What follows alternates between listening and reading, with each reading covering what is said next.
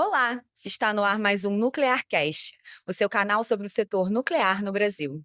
Eu sou Emanuele Bordalo e apresento esta temporada a convite da ABEDAN, Associação Brasileira para o Desenvolvimento de Atividades Nucleares.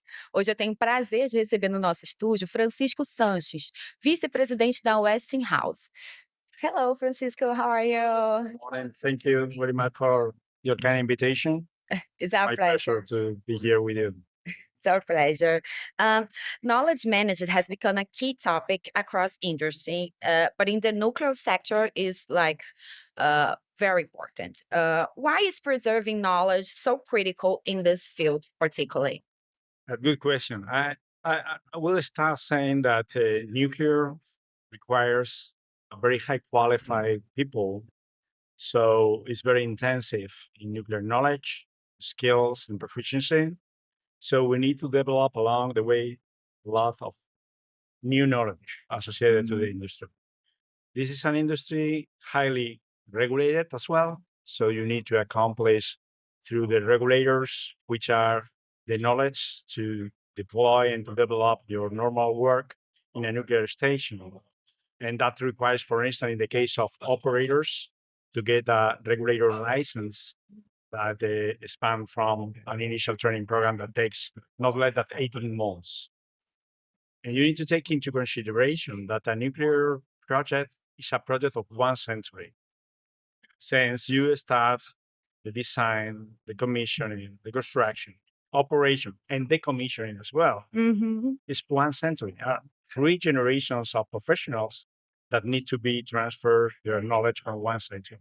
So I would say that those are the main reasons for.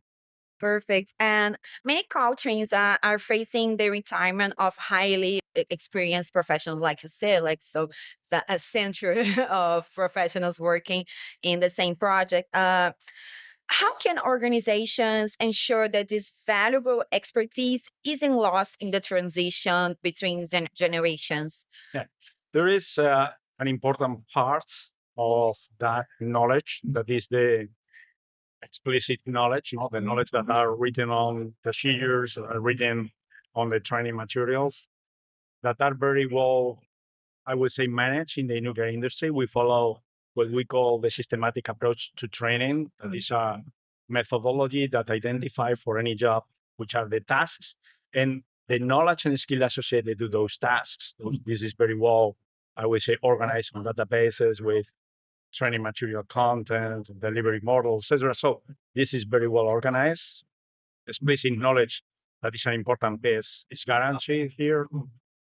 But also we have different strategies of knowledge management. Now we are here, we have a roundtable around knowledge management that also involve the transfer of not only the explicit knowledge, but also the tacit knowledge, the knowledge that everybody has on their mind and that make them to be able to solve problems and make decisions. But for me, the most important part here is transfer of knowledge is important, but to attract the new generations to the nuclear industry, because we are in competition with other industries, and we need to deploy a specific strategy, to make this attractive for the generation as well. Perfect. Technology has been changing also, so this is also a challenge because you have to teach for different generations along the transformation of technology. How do you think about that? Absolutely. We need to adapt the way we are transferring the knowledge. New generations are learning a different way as we did in the past. Now we are more, let's say, the traditional way, with Blackboard, yes, PowerPoint, but now how the newcomers are learning. They are learning through YouTube, YouTube, tutorials, games, ChatGPT. We will talk about ChatGPT a little bit later. But yes, you are fully right. We need to adapt the way we transfer that knowledge to the new generations in a different way, adapting to the new ways of learning. Yes, for sure. No. And when we talk about passing knowledge between generations, what strategies have you seen work well to bridge that gap? Yeah, there are several. As I mentioned, we have a very formal process of initial training program of onboarding people on the industry.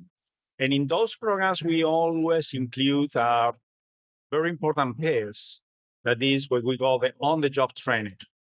On-the-job training is a part of the knowledge acquisitions that are transferred in the plant itself, so in the nuclear normal tasks on the job.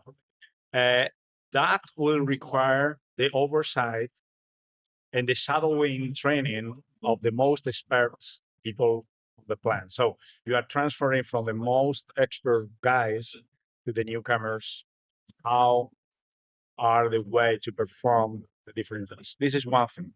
The other thing is the operating experience and lesson learned. This industry is very open to share any incident, any accident, any event that happens all around the world. Even if it's internal or if it's external, we share the operating experience and the lesson learned. So this is another way. Do not forget what has happened, not only from one generation to another, from the whole history. Yes. And finally, the observations programs. In the industry, we have a program that we call managers in the field, that supervisors, leaders from the industry are observing how the tasks are performed. And if there is anything associated to safety, associated to the quality of the work to be done, there is an immediate feedback from the senior to the worker. So I would say that probably those three strategies are the Those are good advice for sure. And new technology are changing how we work and communicate. You mentioned YouTube, ChatGPT. How can these tools support the transfer of nuclear knowledge? Today, the roundtable I was invited is related to knowledge management. And my speech is going to be around how artificial intelligence is helping knowledge management efficiency, how we are improving efficiency in the transfer of those knowledge management. There are many technologies that are helping. We have been talking about serious game, about videos through type of YouTube, but artificial intelligence is making very fast advance in a we have identified that is helping and adding up high value to the knowledge transfer. For instance, we're automating the training materials development. So that is more efficient to produce 3D models, serious games, e-learning using artificial intelligence, and just giving the reference documentation to get those training materials.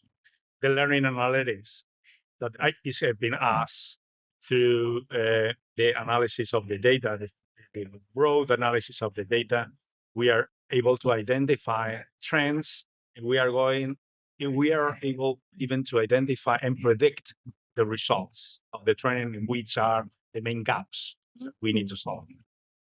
The adaptive learning.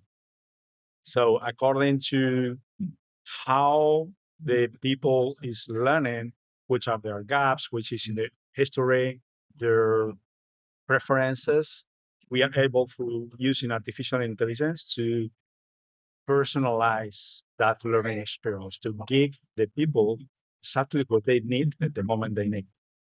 And finally, the virtual, we call the chatbots and virtual assistant, in this case, virtual instructors, to be able to interact with the data, with the information, just with the natural language, just asking questions and getting the answer and where those answers references came from. So if you need to go deeply in detail of that information, you have the access there. So artificial intelligence will play an important role here. Is interesting because it seems like a process of gamification of the learning stage. That's very why I am passionate about this, no? Because why learning should need to be tough? Why learning cannot be funny? How can we learn faster and getting better results, even enjoying? No, meanwhile we are learning. No, this is part of the strategies that I personally try to to push, Right, and nuclear seems so learning complex. can be fun. And it's a way to attract more people because a nuclear from distance is so complex, and now when you turn into a fun activity, that you can attract more young people. Yeah, that's true. We have a serious game, for instance, for training the people on fundamentals. That is very interesting. We call it Core, is the name, and it's a game where you are a candidate for a ship to go through a planet where there is a colony that the colony is core. You need to save that colony because they are losing energy, and that energy is produced by a nuclear reactor. So you need to be engaged on that travel, on a trip through a ship, going to the planet and solve all the problems that goes through along the travel, and also to solve the problem of the planet.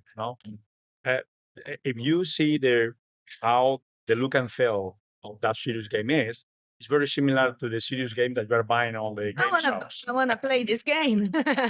And you are learning high cognitive nuclear physics, thermohydraulic, nuclear components during that game. Even solving problems. That is the high cognitive level of learning objectives, to be able to make decisions and to solve problems, not just to learn by memory, by head, what you need to recall. It seems like it could fix all my problems with physics in school. Yeah, I would like to have also when I was young on my university, things like that. But fortunately, we didn't. Oh, very interesting. Westinghouse has decades of experience in the field. Like, could you share an example of successful knowledge management initiative that made a difference in operations? Like, Yeah. All those technologies and tools we have been talking about, we use externally for our client, but also we are using it internally for our professionals to develop their own knowledge in the company. We have also a good tool, good methodology, that is we call it the competency model, where we identify for any job position which are the critical knowledge, the critical skills that position need to have, and which is the status. So you can identify gaps where a specific person needs to improve, or gaps in the organization that we need to cover, or how to evolve that knowledge along the way. It's also, I would highlight the efficiency of the onboarding in Westinghouse. All the onboarding program that is very extensive, that because goes through the different policies, safety culture, quality assurance, security, all that. It's in a e-learning platform, so it's self-paid, is using all those type of technologies we have been discussing before. I found it very efficient. It's an homogeneous way to transfer that knowledge along the way in the initial onboarding program. It is also very, I would say, attractive. And finally, the leadership development programs. At the end of the day, leaders are shaping the culture of the organizations, and the culture of the organization shapes the performance of the people and the results of the company. So we pay at Westinghouse a very high attention to the leadership development, the style we want to deploy the leaders. And for our last question, for young professionals entering the nuclear industry, what message will you share about the value of learning from the past? Well, first of all, for those young generation, for those guys not from the young generation that want to join nuclear industry, first message I will send to them is that their decision is brave, but it's a good decision, because along the way they are going to find a very passionate profession, inspired with very high standards, standard of excellence. To achieve a standard of excellence, you need a continuing improvement process. And continuing improvement is very close related with continuing learning. I have been 43 years in this industry, and I'm learning stuff. It's a never-ending story. Yes. First of all, with the blackboards, now differently, but every day you need to learn something. So if you are passionate for learning, you are passionate for excellence, if you're passionate even for new technologies, because young generation sometimes can have the image, that the nuclear is very old-fashioned, and Google, Amazon will be more attractive for them.